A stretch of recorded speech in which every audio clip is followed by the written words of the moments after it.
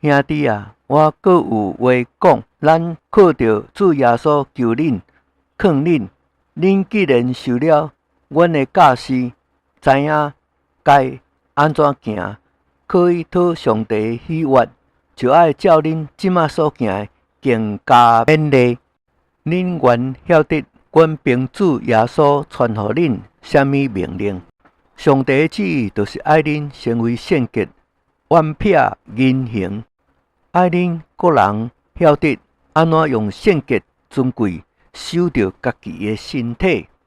无放纵私欲的邪情，像迄个无熟悉上帝的外邦人。毋通一个人伫这个事上越分欺负伊的兄弟，因为这一类的事，主必报应。正如我以前对恁讲过，搁切切吩咐恁的，上帝召咱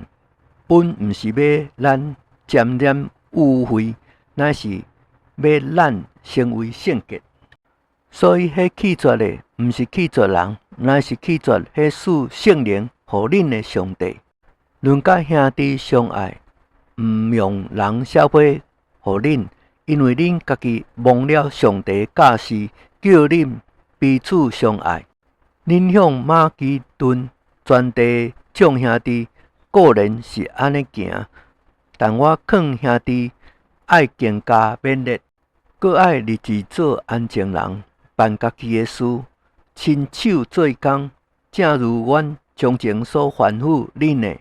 叫恁可以向外人行事端正，家己也就无有啥物欠缺了。论甲困了的人，阮无愿意兄弟毋知影，恐惊恁忧伤，像遐个无有指望的人共款。恁若信耶稣死而搁活了，迄已经伫耶稣内困了的人，上帝也必将因甲耶稣一同带来。阮即马照主的话讲互恁一件事，阮这活着搁存留甲主降临的人，断袂会伫迄已经困了的人之先，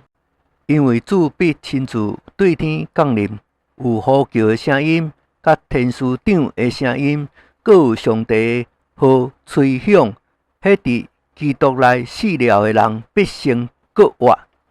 以后，咱这活的搁存留的人，必甲伊一同被提甲云中，伫空中甲主相拄。